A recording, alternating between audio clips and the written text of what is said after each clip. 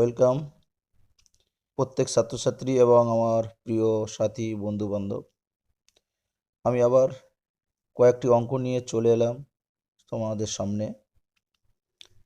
একটু মনোযোগ দিয়ে অঙ্কগুলো দেখে নিজেদের মতন প্র্যাকটিস করে নেবেন। আশা করি সবারই কম বেশি উপকার হবে। চলুন কথা না বাড়িয়ে অঙ্কের মধ্যে ঢুকে পড়ি। 1 নম্বর অঙ্কটা নিয়ে আমি দেখাচ্ছি। দেখতে পাচ্ছেন অঙ্কটা কি আছে, অপশানগুলো দেওয়া আছে। এখন আমি অঙ্কটাকে কিভাবে সলভ করব, ব্যাপারটা এরকম করে নেব আমি, যে এখানে যেহেতু প্লাস আছে তাহলে আমি কি করব, 2 1 2 আর 1 3 2 করে নেব। এটা গুণ 3 1 3 1 4 3 করে নেব। একটু কুইক করতে হবে, যেহেতু আমি কথা বলছি বা বোঝাচ্ছি দেরি হচ্ছে। 4 1 4 1 5 4 করে নেব। ডট ডট অনেকটা আছে, এর মাঝে অনেকটা সংখ্যা দেওয়া আছে। তারপর এখানে 20 1 20 আর 1 21/20। তাহলে এর একটা ফর্মুলা, শর্টকাট যে ফর্মুলাটা আছে, তো প্লাস থাকলে এইভাবে এই রেখাটা আমার কাজ করবে। তো দেখতে পাচ্ছেন এখানে 3 আছে, এদিকে আমি এইভাবে টেনে দেবো, এই 3টা আমার চলে যাচ্ছে। 4 এখানে টেনে দিচ্ছি। 5 উপরে আছে, নিশ্চয়ই তোলায় কোনো একটা 5 ছিল, কাটছে। এখানে 20 উপরে ছিল বা থাকা উচিত ছিল, থাকবেই, সুতরাং সেই ভেবে এই 20টাও কাটছে। তাহলে আমি পাচ্ছি এখানে 21/2।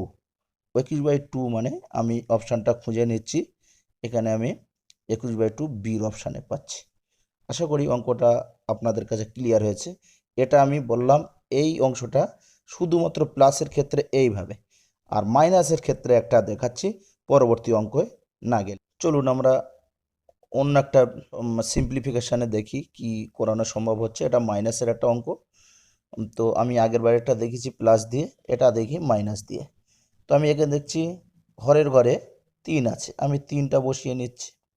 তাহলে 3 1 3, তার থেকে 1 বাদ দিতে হবে এবারে, অর্থাৎ 2।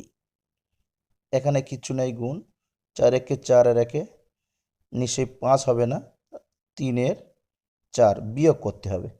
4 থেকে 1 বাদ দিলে 3। অনুরূপভাবে এটা 5 থেকে 1 বাদ দিলে 4 5। ডট ডট দিয়ে দিই। এখানে 99 1 99 থেকে 1 বাদ, তাহলে 98/99 ইন্টু 100 থেকে 1 বাদ, 99/100। তাহলে আমি বলেছি প্লাসের ক্ষেত্রে আগেরটা বলেছিলাম এইভাবে কাটা সম্ভব হয়। এখন আমি কাটবো এইভাবে, অর্থাৎ দেখুন এই 3 4 4 কাটলো, নিশ্চয়ই এখানে 5 আছে, উপরে কোনো 5 ছিল, সেটা কাটবো। 98টা কাটবে, 99টা কাটছে, তাহলে আমার পড়ে রইল এখানে 2/100। তাহলে 2/100 মানে এটা কাটলে পর 1/50 উত্তর হচ্ছে, অর্থাৎ এর অপশান 1/50 পেয়ে যাচ্ছি। আমরা 3-এর অঙ্কটা দেখে নিই এবারে। বেশ একটা বড় সরল অঙ্ক আছে, যেটাকে ইংলিশতে বলা হয় সিম্পলিফিকেশন। কিন্তু দেখে মনে হয় যে খুবই লম্বা চওড়া অঙ্ক, কিভাবে করবো এইসব চিন্তাভাবনা পরীক্ষার হলে চলে আসে, কিন্তু একদম শর্ট। শুধুমাত্র হরের মধ্যে উৎপাদকটা বার করে নেব, উৎপাদকটা বার করে নিচ্ছি। বেশ, এবার সবাই এই উৎপাদকগুলো বার করে নেওয়ার সুযোগ পাবে, কিন্তু মনে রাখতে হবে একটা শর্ত, এদের উৎপাদকের বিয়োগফল যেন 1 হয়। 1 হচ্ছে নিশ্চয়ই, 1 হচ্ছে, এরকম করে সব উৎপাদকের বিয়োগফল 1 হবে। তাহলে আমি লাস্ট 1/110 আছে, এর উৎপাদক নিশ্চয়ই 11 10 আসছে। তাহলে এদের পার্থক্যটা 1, একদম চোখ বুজিয়ে এখানে 10 ছোট 11 থেকে, তাই 10টা উপরে দিয়ে দেবো, 11টা তোলায় দিয়ে দেবো। আশা করি আশা করি হচ্ছে গিয়ে অ্যান্সারটা এটাই আসবে। এই অপশানটা আমি বুঝিয়ে দিচ্ছি বিদ্যাগে। কিন্তু এর আর একটা ফর্মুলা আছে, এইগুলো গুনে নিতে কাউন্টিং করতে হবে।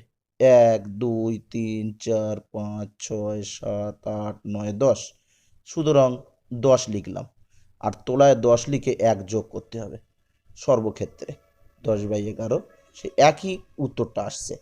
আর একটা ফর্মুলা হচ্ছে n প্লাস n/n+1, ফর্মুলাটা এটাই। n জাতীয় সংখ্যা হচ্ছে 10, অর্থাৎ n এর মান এখানে 10 আর +1, সেই 10/11 উত্তর আসছে। তাহলে বন্ধুরা আমি 3টে প্রসেস এখানে দেখালাম, অ্যান্সার কিন্তু আমার একই আসছে। তাহলে আমি বিদ্যা অপশানটা আমি চুজ করতে পারি। আশা করি ভিডিওটি সকলের ভালো লেগেছে।